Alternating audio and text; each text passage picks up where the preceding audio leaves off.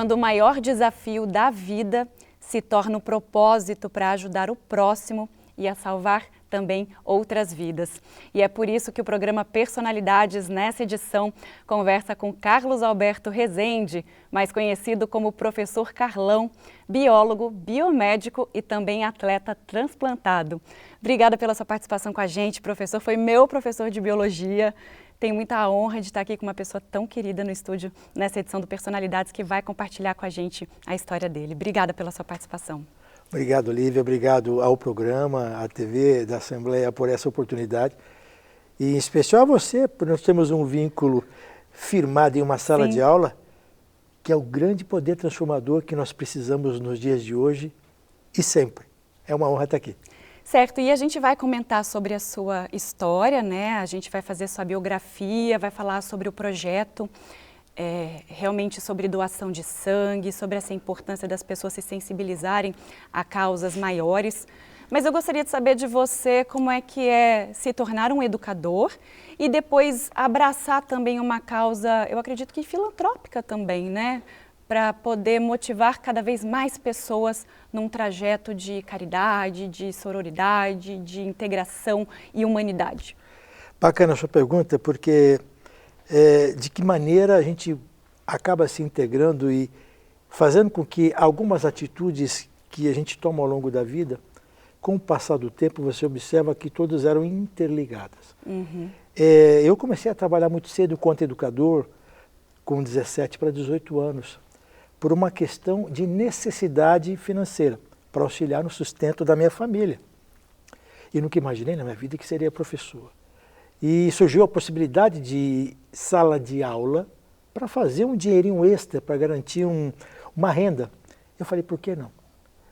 E como fui atleta ao longo da minha adolescência, e eu estudei escola particular há alguns anos, porque eu tinha bolsa, porque eu jogava bola pela escola, era do time de futebol, e os outros 50% da minha bolsa era porque era músico. Fui músico, tocava na banda, na fanfarra do colégio, e naquela ocasião nós tínhamos uma contrapartida. As notas não podiam ser inferiores a 7 para a manutenção da bolsa. Certo. Então a convivência com a música, a convivência com o esporte, a convivência com a escola ou com os colegas, nos dá um pensamento coletivo muito bacana e significativo. Então quando eu assumi a sala de aula aos 17 anos ainda, eu tinha recém-ingressado na universidade, foi muito bacana, um grande desafio. E de lá para cá, as lutas com as quais eu tive a honra de participar, dentro da categoria enquanto professor, enquanto acadêmico, sempre foram causas coletivas, o que foi uma grande escola para olhar para o próximo, como se efetivamente ele fosse meu irmão e minha irmã. E depois, ao longo do caminho, quando fui acometido pela doença grave e precisei de um transplante, a gente começa a linkar os pontos e entender que cada momento que a gente viveu serviu exatamente como sustentação para o ser humano que a gente é. E você percebia que a sala de aula era mais do que ensinar biologia, né? Realmente era fazer parte do futuro de inúmeras pessoas que estavam ali? É fantástico, porque eu sou um feminista e adoro uma mulher chamada Cora Coralina. E ela diz assim, o professor ensina o que sabe e aprende com quem ensina. Então, na verdade, é uma troca entre docente e discente muito intensa. E eu sempre fui muito intenso nisso, respeitei muito a sala de aula e gosto dessa relação, desse envolvimento. Não apenas com a preocupação cognitiva de dar formação técnica, mas também com a formação emocional, que hoje, principalmente, a gente observa que está um pouco distante das preocupações da escola. Hoje eu acho que mais importante que a formação cognitiva é a formação emocional, Sim. Preparando o nosso educando para um futuro fora do seio familiar, onde ele vai encontrar pessoas diferentes, que têm origens diferentes, pensamentos diferentes, e nós temos que preparar exatamente o educando para essa realidade, a conviver com os diferentes. É simples, eu cito sempre na educação, se os dedos da minha própria mão são diferentes, os seres humanos também são. Agora aqui os dedos devem conviver harmoniosamente porque fazem parte da mesma mão, do mesmo organismo e do mesmo ser. Então educar é isso, preparar um jovem, uma jovem, para conviver com os diferentes em harmonia com o pensamento coletivo. E eu estou aqui dando uma olhada na sua biografia, no release que eu recebi a respeito da sua história. Você foi acometido por aplasia medular severa e através da sua cura nasceu o Instituto Sangue Bom. E eu quero contar a sua história, mas começando com essa parte que eu acredito que seja o ápice de algo muito maior que tenha acontecido na sua vida e que também está transformando, eu acredito que outras pessoas que são acometidas pela doença. Me fala um pouquinho sobre como que surgiu mesmo o projeto, como é que foi a cura, como é que foi encontrar esse doador compatível com você, entendendo que isso é algo, além de extraordinário, é muito raro. É bacana. Em agosto, finalzinho de agosto, início de setembro de 2015, eu recebi o diagnóstico de uma doença muito rara e grave chamada aplasia medular severa, que é a falência da medula óssea. E a única cura possível seria exatamente um transplante de medula. Só que como fui internado de uma forma abrupta e muito aguda, com sintomas muito clássicos, com hemorragia intensa, uma anemia profunda, fui internado às pressas no hospital regional, de onde sou paciente até hoje, e precisando de sangue. E naquela ocasião, ainda as redes sociais já fortes, mas não tanto quanto hoje, acabou se espalhando pelas redes sociais que eu estava internado e precisava de sangue. E eu recebi uma doação gigantesca de doação de sangue, foi sensacional. E enquanto ex-professor, o diretor clínico, o técnico eram ex-alunos, o volume de pessoas que iam me visitar, que não conheciam pessoalmente, mas estavam tocados pela história, foi gigantesco. Em alguns momentos teve que mudar até o horário de visitas para que eu pudesse receber essas pessoas. Sim. E dentro do leito do hospital, sem saber se eu teria uma cura, eu tinha que agradecer aquele volume de carinho através da doação de sangue que eu estava recebendo. E eu fundei no leito do hospital o projeto Sangue Bom. Eu falei, não sei quanto tempo de vida eu tenho, mas enquanto vida tiver, eu vou dedicar essa causa. Tinha biologia como formação, era biólogo, saí do hospital tomando um volume muito significativo de comprimidos para a minha manutenção de vida, à espera de um possível doador compatível, cuja possibilidade é 1 em 100 mil. É muito difícil realmente. Mas eu voltei para a faculdade aos 51 anos, para cursar a biomedicina, para entender um pouco mais da minha doença, para entender com quem que eu estava lidando. E a gente vai aprendendo exatamente como agradecer a partir do momento em que, a partir dessa adversidade, e depois de uma certa experiência enquanto professor, e por imaginar que a gente aprende com quem ensina, que hoje eu sei que os melhores professores que eu posso citar para alguma pessoa são os seguintes: o erro, a dor, a adversidade e a derrota. Basta que para isso a gente tenha humildade para entender exatamente o tamanho desse exemplo que está sendo colocado na nossa vida, para que a gente possa, a partir daí, repaginar, recomeçar, ressignificar de forma efetiva, tendo a palavra principal, que é a humildade. E recomecei a partir daí. Fui um fumante até o dia do meu diagnóstico, fumei por 35 anos, e a partir daquele momento eu lutava pela minha vida, mas eu achei que não apenas lutar pela minha, eu tinha que agradecer as pessoas que tinham me ajudado a permanecer vivo e lutar pela vida do próximo, que é esse sentimento coletivo. E a partir daí começou o projeto. E 1 ano exatamente depois, eu recebi a notícia de um doador compatível, dessa possibilidade, foi em agosto, e o transplante foi efetivado em novembro, 17 de novembro de 2016. E ao longo desse caminho, eu já estava cursando biomedicina, estava com campanhas voltadas para a doação de sangue e medula óssea, com o então ainda projeto Sangue Bom, e vivia dia a dia, porque eu não sabia se teria um doador. Aí eu desenvolvi um binômio que, na verdade, eu já praticava, mas não entendia. O fato de acordar todo dia e ter a possibilidade de ter uma nova experiência que nós estamos vivendo aqui, eu com você hoje, e todos que vão nos assistir, é inédito, porque amanhã ele não vai se repetir e ontem já passou. Então a alegria de ter essa possibilidade de um novo dia, ela é necessária ao acordar. É a verdade sobre o único momento que existe. O único momento que realmente existe. E ao mesmo tempo, no meu caso, como eu precisava de um doador, eu poderia não ter o dia seguinte. Então eu tinha que viver essa alegria, E faltava alguma coisa para complementar isso, a intensidade. Meu binômio de vida é alegria e intensidade. Em tudo que pratico. Na profissão, no amor ao próximo, no amor à minha companheira, minha namorada Tatiana, no amor à minha família, aos meus amigos e à causa. Porque amanhã eu não conheço. Esse binômio me levou até o dia da descoberta de um possível doador. Recebi o transplante no hospital chamado Amaral Carvalho, na cidade de Jaú, que é o maior centro transplantador de medula do hemisfério sul, e é SUS. Quer dizer, metade do mundo, esse hospital é o melhor do mundo. Eu sou um desses pacientes. Hoje passou já 5.000 transplantes, e o único desses 5.000 que faz o que a gente faz sou eu. Então, é uma honra fazer parte desse processo, que é um processo todo público, que dá amparo a toda pessoa que precisa, independentemente da sua condição econômica financeira, antes, durante e pós-transplante. Fiz o transplante em 17 de novembro de 2016. Retornei a Campo Grande, o processo todo demorou 120 dias, em fevereiro, março de 2017. Em abril de 2017, transformei o projeto em instituto, tornando-se uma pessoa jurídica, e a partir daí não paramos mais. Consegui concluir biomedicina, e hoje, em 2025, nós concluímos mais de 5.200 ações voltadas para o tema desde 2015.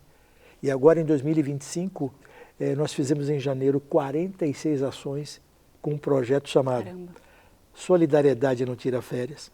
E em fevereiro, que já é tradição, o outro projeto que eu realizei 42 ações, que é antes da folia Pratique Empatia.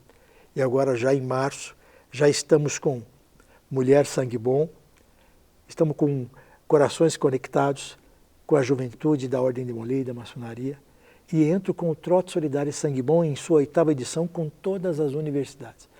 Ou seja, nós vamos linkando a todo e qualquer momento, a toda e qualquer ação, a palavra de amor ao próximo através da doação de sangue, medula óssea e órgãos, tentando de alguma forma contribuir não apenas para a manutenção do nosso estoque no nosso Hemocentro, que é o Hemosul, mas a formação de uma geração que seja solidária e doadora. Certo. E agora voltando a falar sobre a doença mais especificamente, quando você descobriu, você já sabia que não ia ter cura? Você já sabia através dos sintomas que estava num estágio muito avançado? Como é que foi receber essa notícia? Porque normalmente a gente subentende que determinadas doenças, quando você descobre no estágio mais inicial, fica mais fácil. No estágio mais avançado, realmente o tratamento é mais desafiador. Só que nessa especificamente, onde você necessita da medula para fazer o seu organismo funcionar, como é que isso funciona?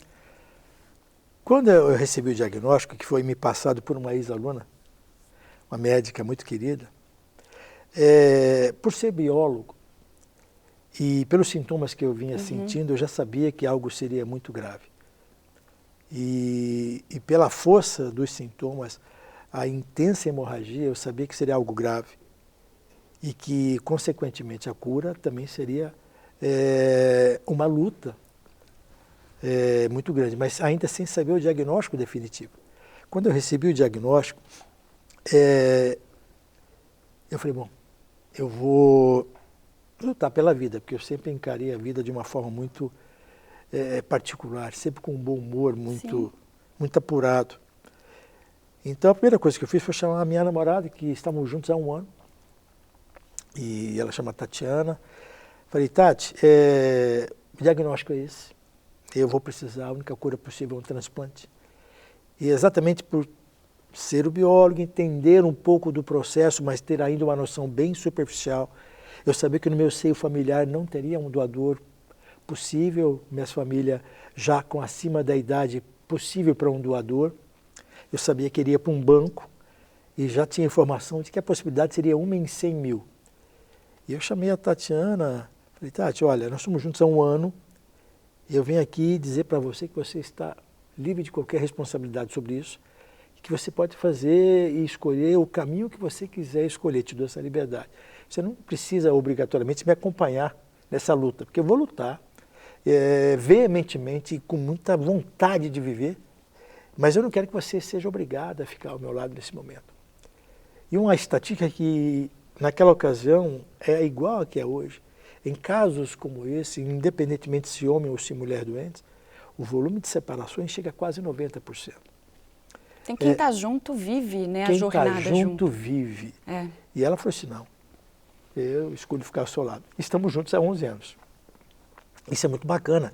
E por entender isso, entre os vários projetos que eu tenho com o Instituto, eu vou aproveitar até você nesse momento para fazer o lançamento de um projeto super querido que está sendo preparado por profissionais, psiquiatras, psicólogos, biomédicos, amigos que estão junto comigo e são voluntários no Instituto, que é um projeto muito bacana e carinhoso que eu chamo Cuidar de Quem Cuida. Eu entendi ao longo dessa convivência, enquanto ela ao meu lado, o quão importante é essa pessoa que está ao seu lado.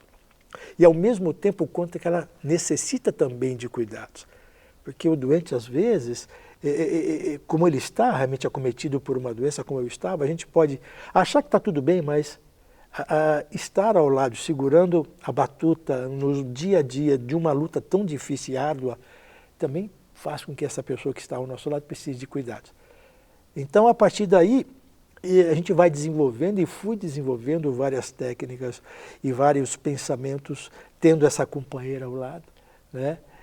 Uma vontade maior de continuar vivo e de ser muito intenso na luta que pratico até hoje. Certo, a gente vai ter que ir para um rápido intervalo. Perfeito. Daqui a pouquinho o programa Personalidades volta, contando a história do professor Carlão, falando sobre a causa do Instituto Sangue Bom. E realmente é inspirador observar que na humanidade, que aqui na nossa cidade de Campo Grande existem pessoas como ele. A gente já volta, até mais.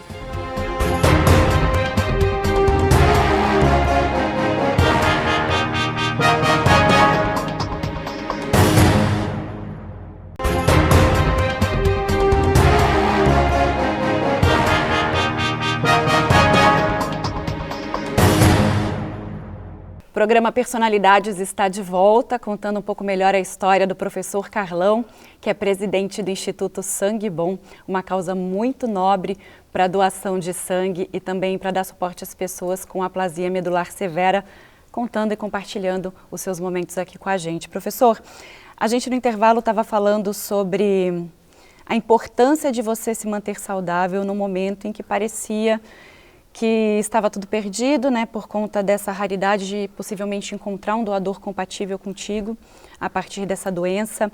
E o que te motivou a buscar tão intensamente essa cura?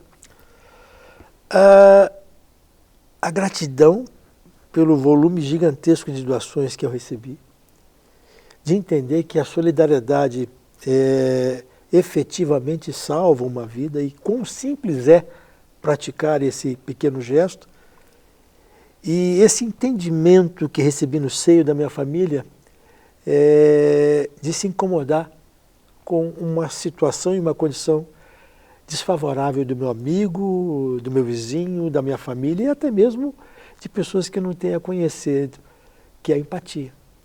Com a empatia, obrigatoriamente, a gente não consegue sentir a dor do próximo, a gente consegue imaginar o quão dói, ou como está sofrendo o meu próximo. E a representatividade desse pequeno gesto é muito grande. E quando eu fui para o hospital em Amaral Carvalho, em Jaú, permanecendo 120 dias internado, dos quais 32 dias em isolamento, refletindo exatamente sobre tudo isso e vivendo situações muito particulares e muito interessantes, a gente vai percebendo que essa grande aldeia global, na verdade, é uma região muito pequena. Que os mares e oceanos que nos dividem são realmente pequenos lagos, pequenos córregos. E hoje, até mesmo com a tecnologia, isso fica muito mais preciso. Exemplificando, quando nós fomos para Jaú, nós fomos com o carro da minha namorada, e eu estava vivendo uma situação econômica bem difícil, porque eu era responsável pela minha mãe, que tinha demência, eu que dava banho na mãe, eu que trocava a minha mãe, eu que alimentava a minha mãe, e eu doente, eu não podia parar de trabalhar e ao mesmo tempo sustentar a minha mãe. Então eu tinha um carrinho, eu vendi esse carrinho exatamente para poder fazer um dinheiro, para que eu pudesse dar uma sustentação para a minha mãe durante 120 dias que eu permaneceria internado. Então, antes de ir, pela internet eu recebi uma informação de uma ex-aluna muito querida, que tinha sido minha aluna exatamente há 25 anos atrás. Nós vimos que você está vindo para Jaú. Nós queremos ver você. Eu falei, nós quem? Foi eu e o Miro, lembra? Nós casamos, eram namorados na ocasião, enquanto eram meus alunos no ensino médio, e chegando aqui, vamos almoçar juntos. Eu falei, vamos. E nós fomos para Jaú. Chegando lá, nós ficamos numa pousada bem baratinha, porque a gente tinha dinheiro para no máximo uma semana. Foi depois a gente consegue internação no hospital, a gente vai se virando. E durante o almoço, almoçamos, rimos, fizemos a lembrança bacana de 25 anos atrás. E quando terminou o almoço, ela falou assim, onde vocês estão? Eu falei, onde está a bagagem? Eu falei, está na pousada, nós deixamos aí. Eu falei assim, não. Era surpresa. A surpresa é, nós montamos um quarto para você ficar na nossa casa. E ficamos lá por 4 meses. Então, o vínculo estabelecido em sala de aula... Que maravilhoso. Exato. Os exemplos foram sendo dados. Então, que aquela causa era muito maior que a minha própria existência. Eu tinha que dar continuidade a isso. É emocionante. Realmente emocionante.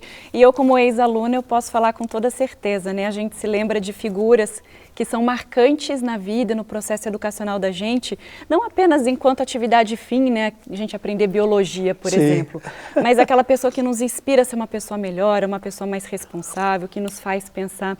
Então, me lembro, assim, de você na sala de aula, sempre dando aquelas chamadas de atenção, mas com muito bom humor, na sala inteira e comentando, e todo mundo ficava ali, não conseguia nem conversar durante a sua aula.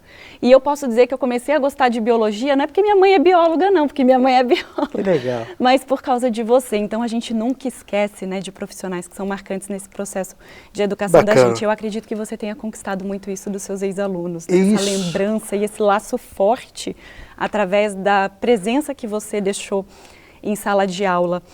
E falando sobre a sua mãe, eu notei que você ficou muito emocionado, porque você teve que se afastar, né? Mas com o propósito de continuar cuidando dela. Isso. É outro grande ensinamento, né?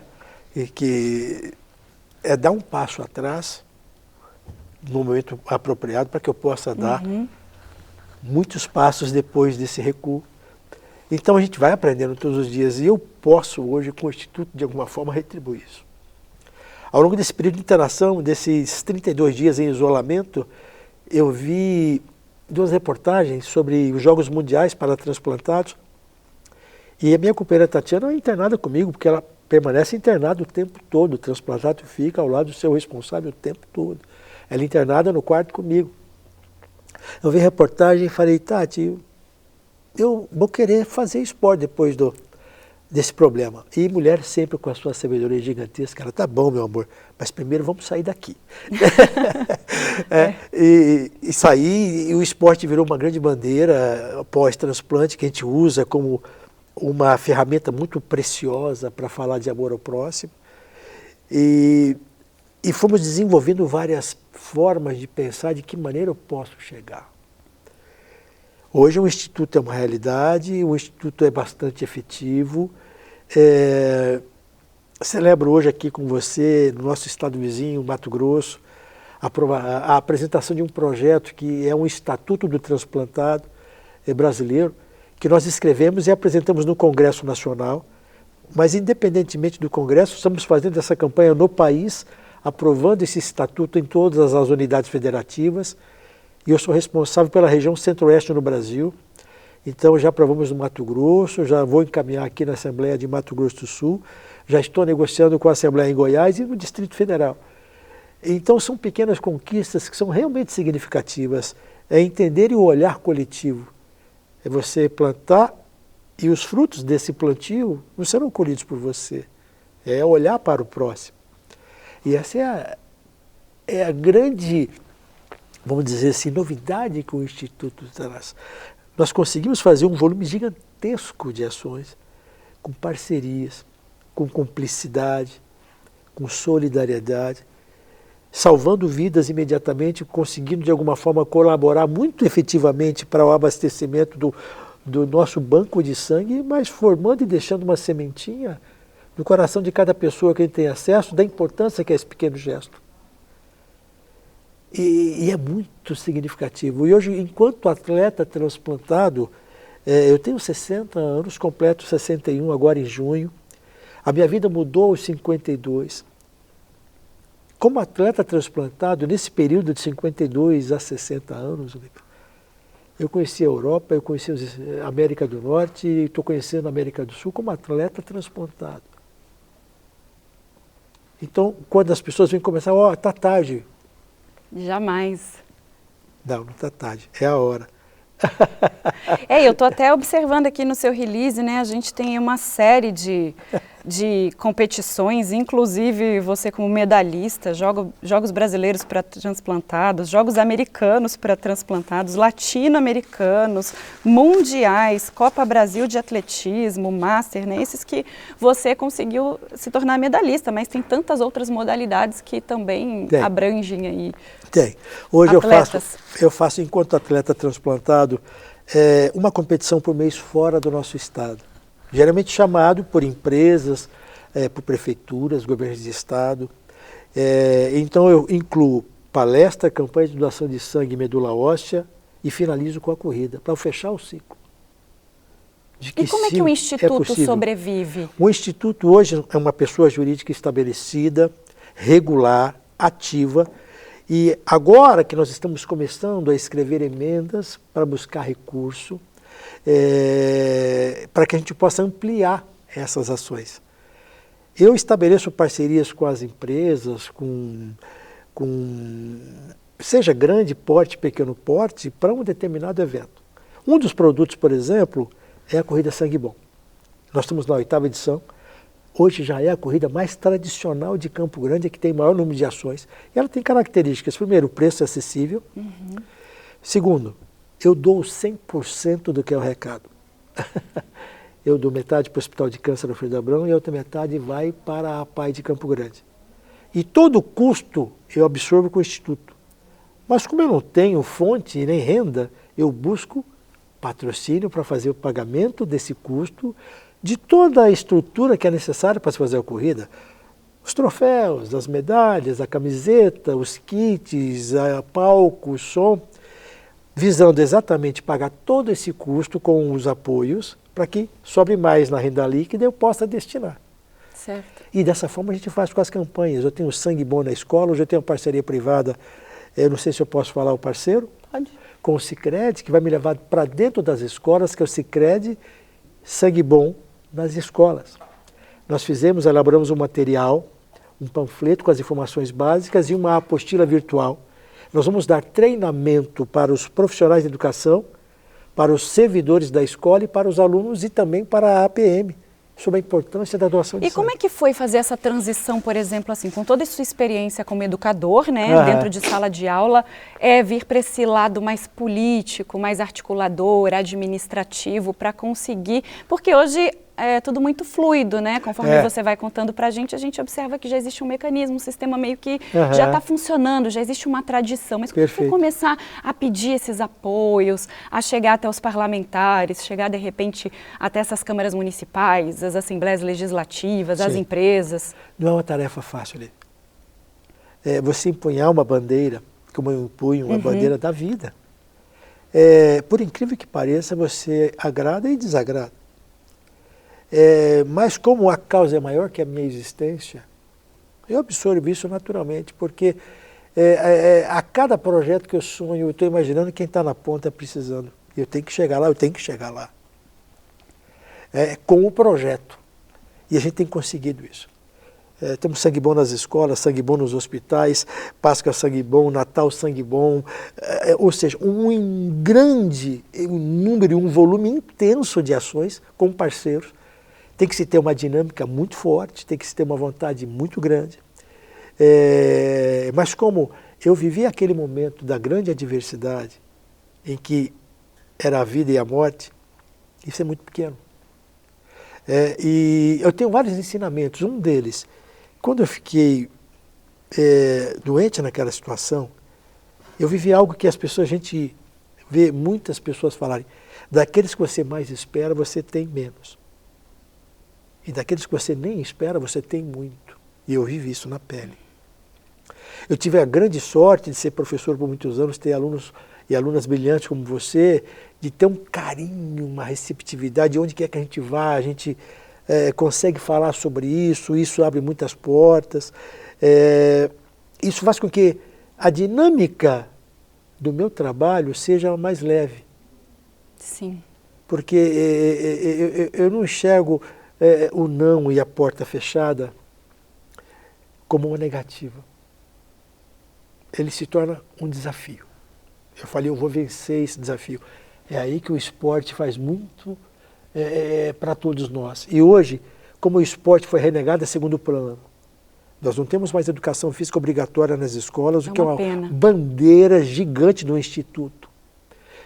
O esporte forma pessoas a lidarem com o dia a dia e desenvolve não só o desenvolvimento neuropsicomotor, mas como a nossa inteligência emocional. Quer ver, Lívia?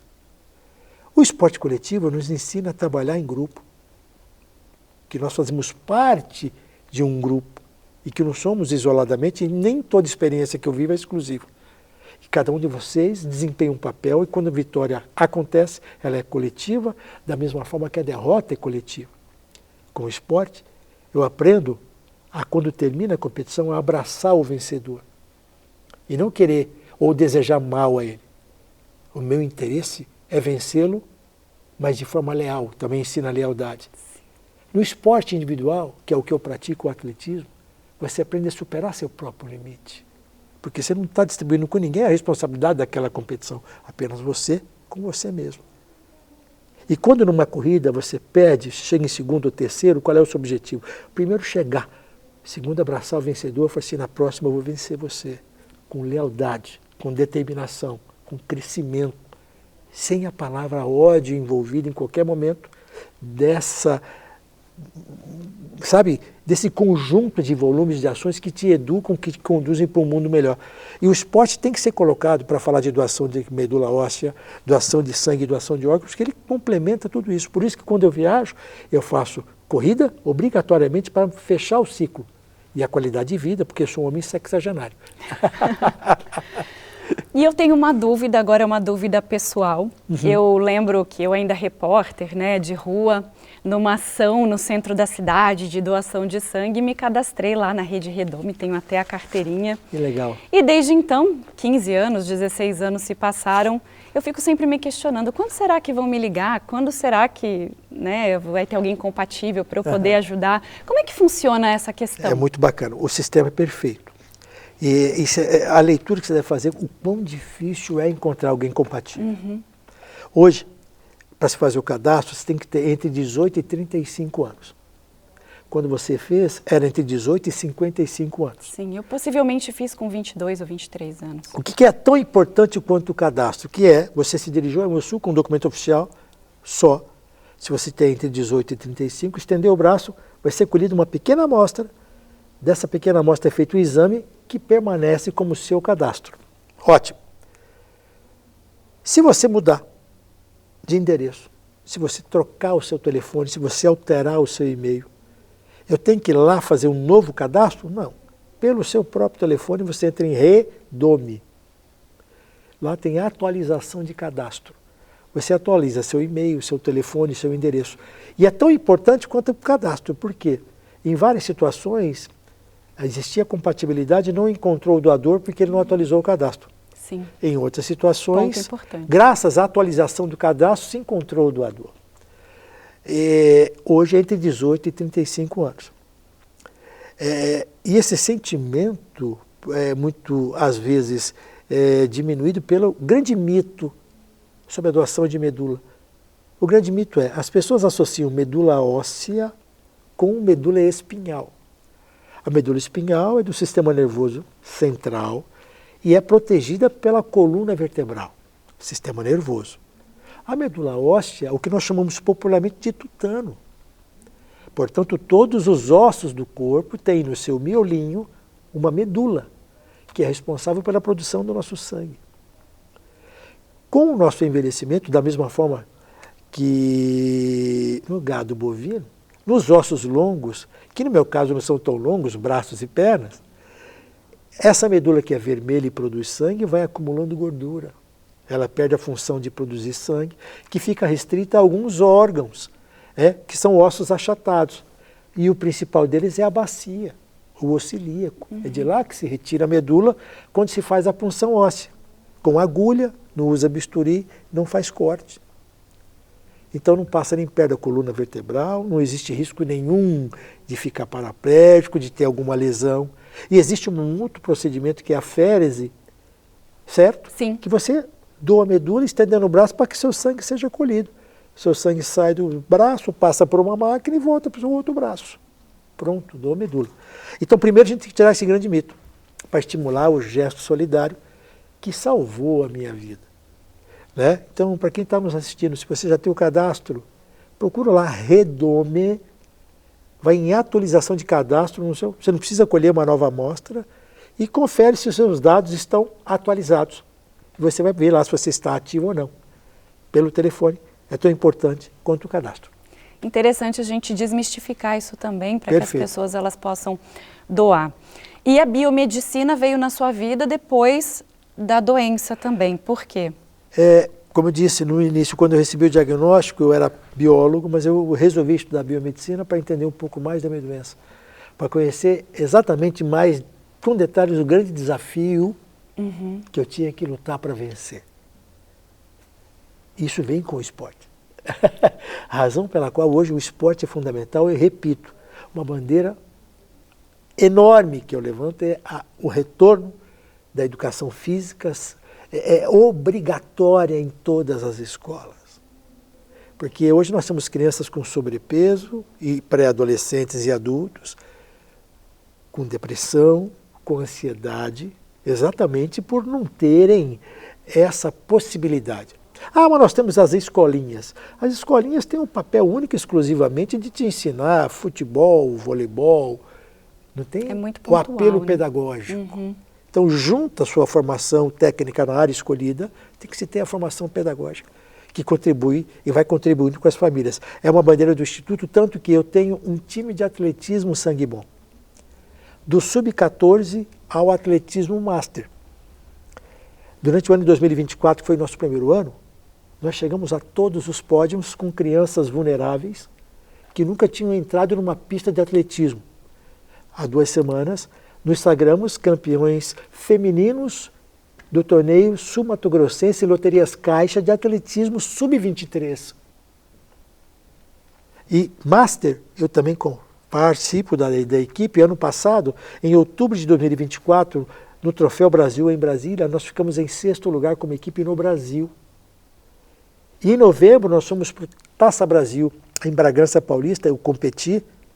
Nós ficamos em 4º lugar geral masculino, em 9º lugar geral das 2 equipes, entre 109 equipes do Brasil. É um resultado significativo, sem né, nenhum, vou repetir, sem nenhum incentivo de dinheiro público.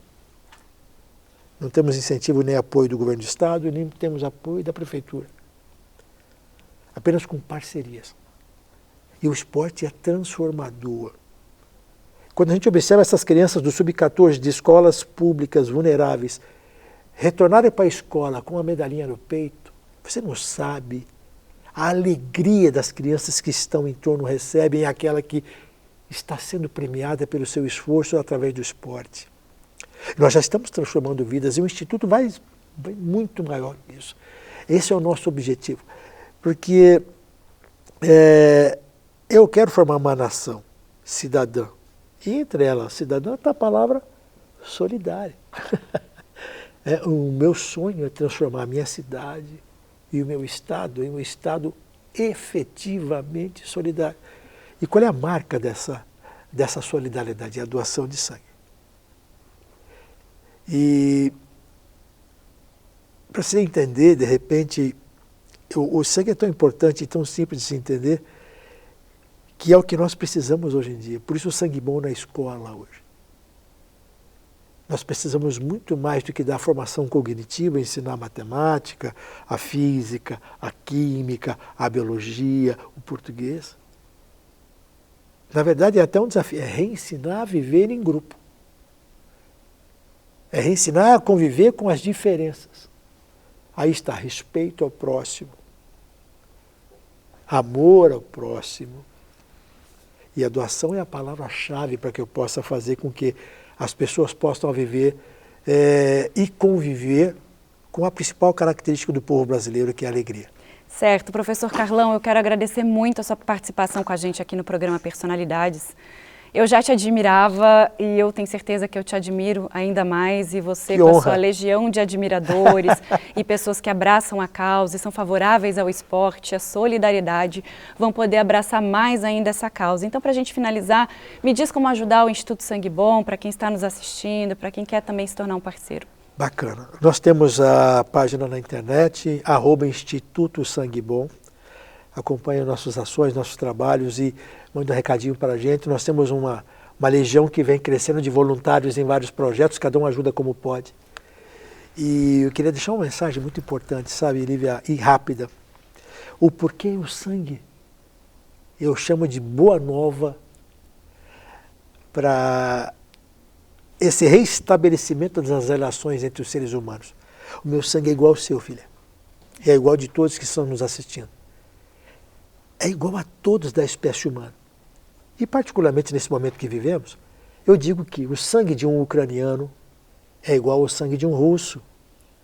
O sangue de um judeu é igual ao sangue de um palestino. O sangue de um americano é igual ao sangue de um brasileiro. Se nós temos o mesmo sangue circulante, é inegável que nós temos um grau de parentesco. Sim. Em biologia, nós dizemos que somos da mesma espécie. Espiritualmente, nós somos irmãos e irmãs. Só que o sangue que circula no meu corpo, e que é igual ao do meu irmão ou irmã que eu não conheço, pode ser utilizado a partir do momento que eu me incomode com a situação desfavorável do próximo. Empatia. E não apenas dar um like numa rede social e nem compartilhar, salva a vida. Isso ajuda. Mas o que efetivamente salva a vida é esse gesto. Estender o braço. Isso chama-se solidariedade. E a prática do amor ao próximo. Então o sangue é a boa nova para a existência e permanência da espécie humana. E o Instituto Sangue Bom humildemente se coloca como @Instituto Sangue Bom para colaborar com essa permanência, com essa coexistência maravilhosa que é estar vivo e praticar a gratidão todos os dias. Obrigado. A gente é que agradece a sua participação. Muito obrigada. Obrigado. E esse foi o programa Personalidades em mais uma edição. Compartilhe o nosso link do YouTube com seus amigos e familiares e fique ligado na programação da TV Assembleia. Voltamos numa próxima edição. Até lá. Tchau, tchau.